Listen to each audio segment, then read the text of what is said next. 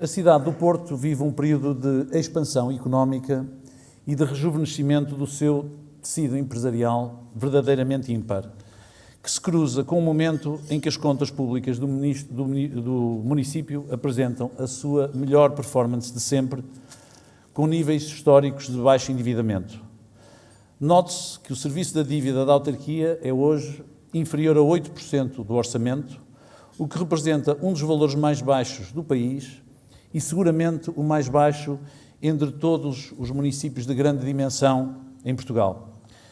Este caminho de redução da dívida bancária, iniciada no mandato anterior, foi acelerado nos últimos 3 anos, período em que o endividamento da autarquia do Porto caiu para menos de 1/3 do que era no final de 2013, cifrando-se agora em cerca de 30 milhões de euros.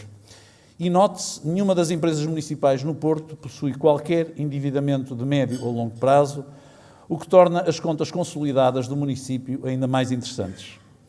Estes factos, devo aqui realçar, são expressão de uma estratégia bem-sucedida para a cidade e que, estou certo, trará proveitos e benefícios para os seus cidadãos a médio e longo prazo, graças à liberdade que proporciona aos decisores políticos, abrindo espaço ao investimento e à independência financeira.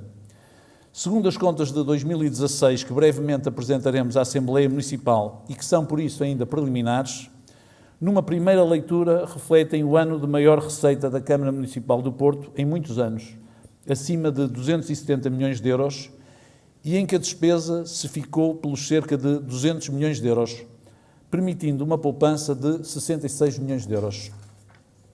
A receita fiscal cifrou-se em 118 milhões de euros, 44% das receitas totais, no ano em que o investimento cresceu para 27 milhões de euros, o dobro do verificado no ano 2014, que foi o primeiro ano do nosso mandato. Este desempenho orçamental e baixos níveis de endividamento levam a que a agência Fitch tenha mantido na semana passada o rating de BB+, para a cidade na dívida de longo prazo e de B na dívida de curto prazo. Mas a mesma agência, na sua nota, diz que a única razão para manter e não fazer subir a sua notação da cidade é por obedecer ao critério do rating soberano, sublinhando que as contas do município valem bastante mais do que aponta este indicador atribuído. A título de curiosidade, tenha-se em conta que o valor de disponibilidades da Câmara são, no final de 2016, o dobro do seu valor de dívida de médio e longo prazo, conduzindo o Porto à situação única de ter dívida negativa. Ou seja, a cidade tem um montante em caixa de cerca de 66 milhões de euros contra um valor de dívida de médio e longo prazo, incluindo leasings, de 33 milhões. Para este ano de 2017, o orçamento do Porto é um dos maiores de sempre, fixando-se em mais de 244 milhões de euros à partida, o que representa um crescimento de 18% face a 2016. O investimento cresce e concentra-se em áreas como a qualidade de vida e ambiente, a coesão social, o urbanismo e a requalificação urbana. O investimento em 2017, no total de 68,2 milhões de euros, representa um aumento de 47,3% relativamente ao orçamento de 2016. Só assim é possível que saia do papel, ao fim de 14 anos, o terminal intermodal de Campanhã, por exemplo, projeto âncora da reabilitação urbana de Campanhã Estação, a qual prevê investimentos na ordem dos 75 milhões nos próximos 10 anos. Demos início às obras de reabilitação do Bolhão, o maior investimento público da Câmara em muitos anos e verdadeiro polo de desenvolvimento de uma nova centralidade na cidade ligada ao comércio tradicional e ao desenvolvimento de um autêntico mercado de frescos no centro da cidade. Com a delimitação da ARU de Campanhã Estação e com as futuras ARUs da Corujeira, Cerco do Porto, Lordelo do Ouro e da Foz Velha, o município do Porto contará com 11 ARUs, ficando mais de 26% da sua superfície integrada em áreas de reabilitação urbana. Para além dos benefícios e incentivos à reabilitação urbana, já em vigor desde a delimitação das ARUs, esta operação de reabilitação propõe um programa de ação que vincula o município a um esforço de investimento muito expressivo.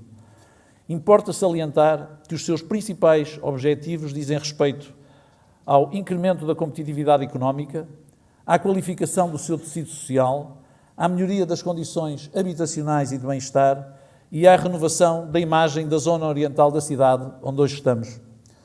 O esforço de investimento, quer público, quer privado, permitirá nos próximos anos gerar um território qualificado, de excelência, para viver e para trabalhar. Trata-se de uma zona que desempenha hoje um papel central na organização da área metropolitana e na articulação entre o centro e a periferia, e que com esta operação deverá afirmar um novo e qualificado polo de desenvolvimento da cidade e da região. A Câmara está, ao fim de apenas 3 anos de mandato, a lançar obra nova, muita dela em concurso, depois de não ter descontinuado ou inviabilizado nenhum dos projetos em curso que herdou do passado, como foi o caso da requalificação da Avenida da Boa Vista, cujas empreitadas foram concluídas e quase integralmente pagas neste mandato. Mas a liberdade orçamental de um município, que se traduz agora em liberdade de atuação política e no cumprimento de um programa de governo, não depende apenas daquilo que vão expressando as contas do orçamento. A redução de pendências, algumas delas históricas, e que representam riscos, em alguns casos insuportáveis para o município, e o passado recente mostra-nos isso mesmo, tem sido uma das mais silenciosas, mas também importantes linhas de atuação deste Executivo. Casos como o Centro Comercial Cidade do Porto, Parque da Cidade, Aleixo, Ouro e muitos outros representavam ónus sobre os dinheiros públicos e eram um entrave ao desenvolvimento e pacificação económica e social do Porto.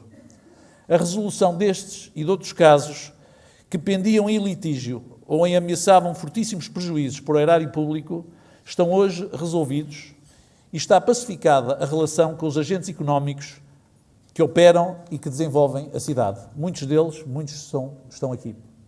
Volto a dizer, este é um trabalho quase invisível, pela sua natureza, que no imediato não representa grande visibilidade política, mas que é fulcral para o futuro da cidade. Diminuir estas imponderabilidades. Ainda em relação ao orçamento de 2017, mantém-se a tendência de diminuição da carga fiscal, nomeadamente com uma descida de IMI na ordem dos 10%, a segunda neste mandato, depois de uma primeira em 2014. Trata-se de uma redução da taxa para os prédios urbanos, que era de 0,36, e que ainda é de 0,36 e passa a ser 0,324, valor já muito próximo dos 0,30 admissíveis por lei. E mantém-se a redução da taxa de derrama a aplicar às empresas com volume de negócios inferior a 150 mil euros anuais, fixando-a em 1% do lucro tributável e não isento de IRC. A este propósito, refira-se que este imposto que se relaciona com a atividade empresarial registrou uma receita superior a 20 milhões de euros no Porto, em 2016, sendo a maior dos últimos 10 anos, quando, saliente-se, a taxa de derrama mais baixa. Em 2006, o mesmo imposto era inferior a 14 milhões, tendo crescido depois até 2009, ano em que atingiu os 18 milhões, caindo depois sucessivamente até aos 10 milhões de euros em 2012, por razão da crise. Face a 2012, trata-se, portanto, de um crescimento de 100%. A derrama é um excelente indicador do extraordinário dinamismo económico que se vive na cidade e que beneficia, por conseguinte, as contas públicas, bem como o reinvestimento na própria cidade. Com contas públicas sãs, promove-se folga para investir na cidade, com o objetivo de a tornar mais atrativa para novos residentes e também para as novas atividades económicas. Para combater a pobreza e a exclusão, para criar emprego. Sim, porque as boas contas são uma condição de sucesso, não são o fim da linha. Através do Pordata, base de dados da Fundação António Manuel dos Santos, com base em dados das estatísticas anuais do Instituto Nacional de Estatística, é possível saber que em 2015 foram constituídas no Porto 1.722 empresas, 139 das quais industriais e 1.585 de serviços. Estes números mostram também eles um impressionante crescimento de 30% relativamente a 2012, mostrando uma clara capacidade de empreendedorismo na cidade ligada sobretudo à área dos serviços, onde está também grande parte da economia do conhecimento e ligada às novas tecnologias. O crescimento da criação de empresas na cidade do Porto é, aliás, superior ao verificado na região norte, onde a aceleração foi de 16%, e também em relação à área metropolitana do Porto, onde o crescimento se cifrou em 22%, face aos 30% verificados na cidade. Mais ainda, no Porto concentrou-se a criação de 30% de todas as empresas criadas nesta área metropolitana, que reúne, como sabem, 17 municípios. Já segundo outro estudo também publicado recentemente, intitulado Portugal Rising, Mapping ICT Scale-Ups, publicado pelo Startup Europe Partnership, em conjunto com a Crescit, com o apoio da Microsoft Portugal, a iniciativa Ativar Portugal Startups, destaca-se que o Porto é a zona de Portugal mais empreendedora no que respeita ao número de empresas denominadas de startups, representando 36% do ecossistema nacional, seguindo-se Lisboa com 32% do tecido de startups. É a primeira vez que um estudo demonstra que o Porto é a cidade portuguesa com o maior número destas empresas. Um sintoma evidente deste forte dinamismo empresarial traduz-se na crescente procura de escritórios no Porto, que duplicou a média anual registada na última década. Esta é a conclusão de um estudo sobre o mercado de escritórios, elaborado pela Cushman & Wakefield e a Predivisa, apresentado na semana passada e que revela uma tendência para a procura de áreas cada vez maiores e, pela primeira vez, a crescer aqui nesta zona oriental da cidade. A procura por parte de empresas tecnológicas disparou e se até 2014 a procura era maioritariamente interna, passou desde então a ser, sobretudo, centrada em empresas de índole internacional. Aliás, e de acordo com a publicação de referência FDI Intelligence do Financial Times, relativamente a 2014, o Porto foi considerada uma das 3 melhores cidades da Europa do Sul para investir. Efetivamente, confirmam-se investimentos por parte de startups, mas também de grandes grupos internacionais, como seja a abertura de novas instalações do grupo financeiro francês Natixis, que vem ocupar 10 mil metros quadrados na zona oriental da Baixa do Porto, criando 600 novos postos de trabalho e centralizando na nossa cidade boa parte das operações. Este é um exemplo entre vários. Hoje mesmo, com a presença do Sr. Primeiro-Ministro, a Euronext inaugura os seus escritórios na cidade.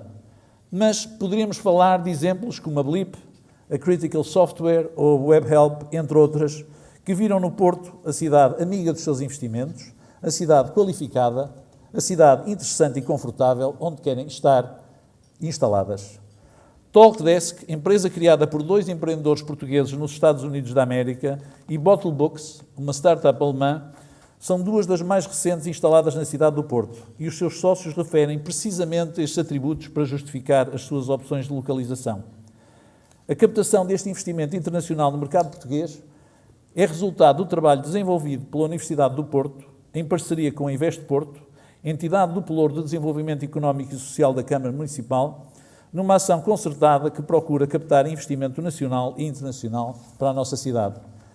É por isso, com natural orgulho, que transcrevo as palavras do CEO da Bottlebooks, Jonathan Hartleroad. Diz ele: a cidade do Porto só precisou de uma visita para ser eleita. O talento e a formação dos jovens desta zona, a facilidade em falar várias línguas e os programas de apoio ao investimento estrangeiro foram elementos essenciais na escolha. Agora já estamos instalados e estamos convencidos que o Porto foi mesmo a decisão correta. A combinação única de pessoas, serviços e o ambiente business-friendly do Porto vai dar-nos uma vantagem competitiva para construir um negócio internacional de sucesso. Fim de citação.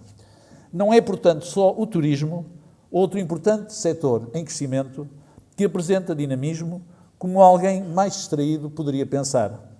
A cidade tem hoje fortes ativos que começam logo pelo talento da cidade, pelas suas excelentes acessibilidades e pela sua reconhecida qualidade de vida. Mas o turismo da cidade, reconhecido através de múltiplos prémios e distinções, além de um setor importante e um extraordinário amigo da reabilitação urbana e do emprego para os menos qualificados, é também um veículo de notoriedade e visibilidade entre os homens de negócios, evidenciando uma cidade atrativa para visitar, mas também para trabalhar e para viver. Os investidores são os primeiros a reconhecer tal facto. Aliás, mesmo na área do comércio tradicional, que tantos velhos do Restelo dizem agora defender, depois de nada terem feito para o preservar, os números mostram um renascimento, com a abertura de novos espaços comerciais de rua e com o impulso de preservação de outros. A Câmara do Porto está, aliás, particularmente atenta a estes fenómenos e a trabalhar com o legislador, mas também com os agentes e associações do setor da cidade, para desenvolver mecanismos de proteção de lojas históricas. Algo que não faremos, contudo, é suportar negócios impossíveis, que já nem os seus donos têm interesse em perpetuar, às custas de dinheiros públicos.